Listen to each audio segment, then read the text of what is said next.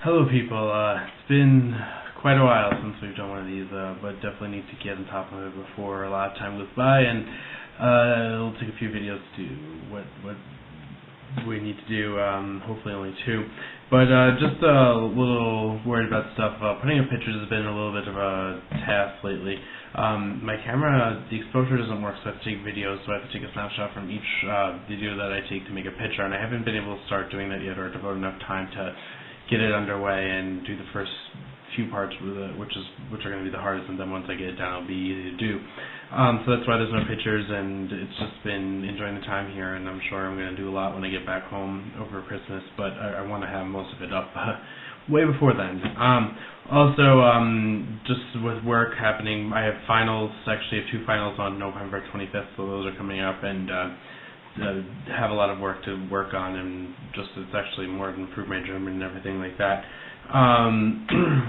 And that's about it. Just keep on living the experience here and not be bogged down in time doing all these different things. Just to save us time, anything that I say in German now, I'm not gonna repeat in English unless it's very vital, but YouTube allows me to put a feature where I can make a pop-up and it'll say, like I can type in the words and I'll type in the English there.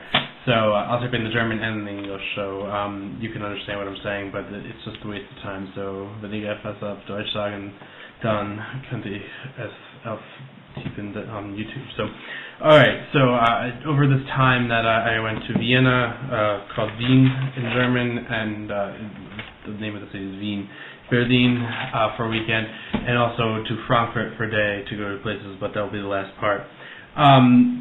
In Vienna, I flew through Bratislava, Slovakia, from that local airport, Frankfurt Hahn, which is 2 hours away from here. Definitely Eastern Europe. The airport was very small. Nothing made sense at all, but they used clothes hampers originally for the security before I got there. Pretty funny. But in Vienna, I got there late one night, so I went to bed and woke up, and I went to the main heart of the city. It's called Stephansplatz. And Stephan's Dome is there. That's the big cathedral in Vienna. It's a big Catholic area since it's in southern Europe. It's been that way. Berlin, on the other hand, has become very Protestant. Stephansplatz, Stephan's Dome, it's very big. It's world-renowned. And I took a tour of the Katakomben under there in German, which was interesting, to say the least. But there's all the innards of the Habsburgs. The Habsburg were the big empire that ruled Austria-Hungary. They had that area. They were the ones during World War I who, I forget, it was, the king was, I forget his name, but his son, I think, was killed in Sarajevo, and his daughter-in-law, and that's what sparked the whole World War and everything like that. It started in 1914. The king died in 1917. Eventually, I visited the palace, but the Habsburgs are big notoriety. They had a branch in Spain, actually, at one point, the Spanish Habsburgs. The king's brother was the ruler of Mexico before he was captured and killed, and so that they have a big influence, especially in that area. It definitely relies a lot on that in their history. So Stephan's Dome, Stephansplatz, the Stephan's Dome Katakomben, I also went to, which was nice. Like I explained, all the innards are there. It's pretty cool, right under the dome itself, which wasn't heavily damaged during the war, which is nice to hear. They say it's been being built for 500 years, and it's 500 years old. They're always doing something new on it.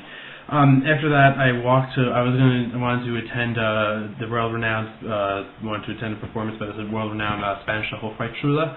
The Hofreitschule is horse riding institute provided by the Baroque era and whatnot for the the Habsburg Empire. And when I got there, I had to walk by the Opernplatz, which is where the Opera House is, and also the Albertina Museum, which I didn't go into because all the museums in Vienna are very, very, very, very expensive. So I got my tickets to the Hofreitschule. The performance was the next day on Sunday morning. After that, I went to Schönbrunn, which is the palace of the Habsburgs. The major Habsburg of notoriety, the biggest one, was Maria Theresia. Her daughter, this daughter wasn't that big, but ended up being Marie Antoinette. But Maria Theresia ruled over much of Europe at one time. And the Schloss, the palace, was very nice. It's huge.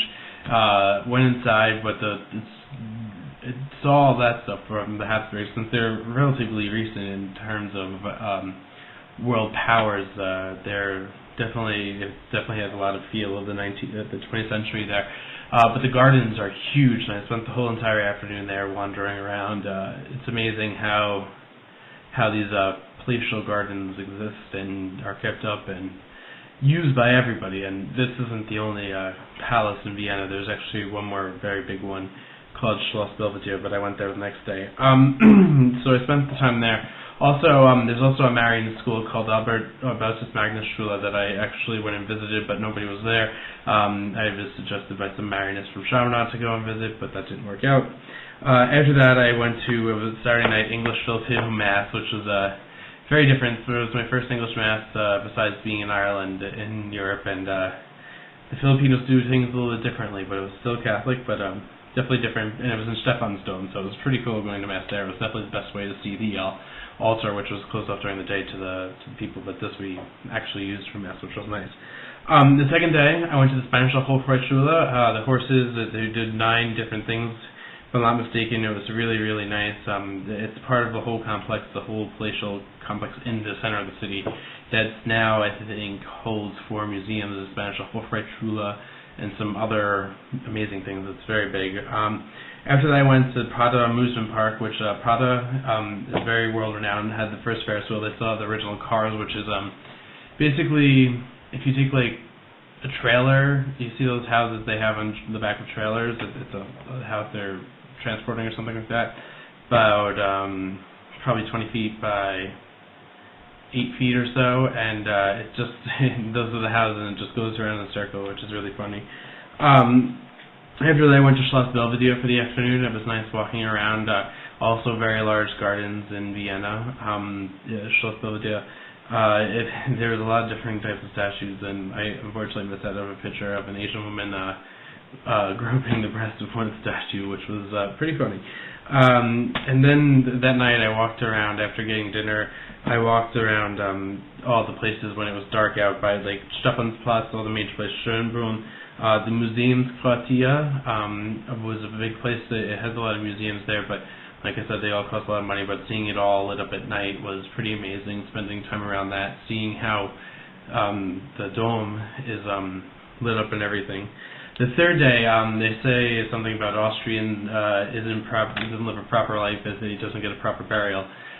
Their cemetery, it's called Friedhofplatz, it has 3 stops on the local transportation, on the street cars, which is pretty funny. And they actually have they have a musician's corner, which is pretty cool, that has some of the world's most famous musicians, including Mozart, Beethoven, Schubert, Mozart, Beethoven, Schubert, and I think also Brahms, if I'm not mistaken. I have pictures of all of it, but it's definitely insane.